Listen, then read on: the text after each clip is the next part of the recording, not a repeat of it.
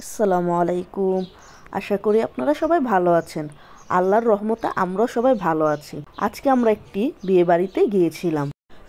বিয়েটা হলো কাঁচপুরে, তাই আমরা মানিকনগর থেকে বাসে উঠে আমরা কাঁচপুরে গিয়েছিলাম।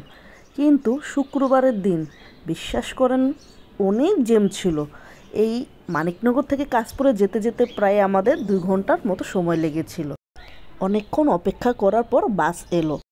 বাসে করে আমরা কাঁচপুর চলে গেলাম।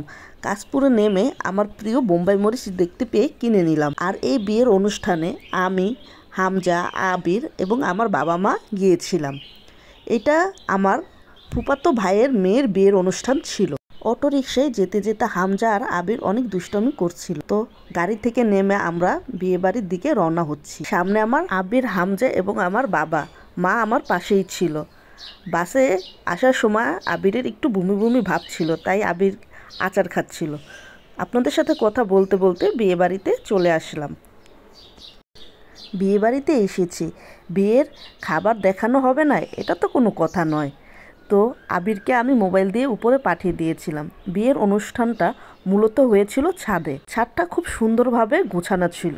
সেখানে গাঁদা ফুল, গোলাপ ফুল, ঢেঁড়স গাছ, বেগুন গাছ, আরও নানা রকমের গাছ ছিল। তো আবির সেগুলো ঘুরে ঘুরে ভিডিও করছে এবং কি কি রান্না হয়েছে সেগুলোরও ভিডিও করছে। তো এখানে হয়েছিল পোলাও, চিকেন রোস্ট, গরুর গোস্তের রেজালা, বোরহানি, জর্দা। খাবারগুলো কিন্তু খুবই মজাদার ছিল।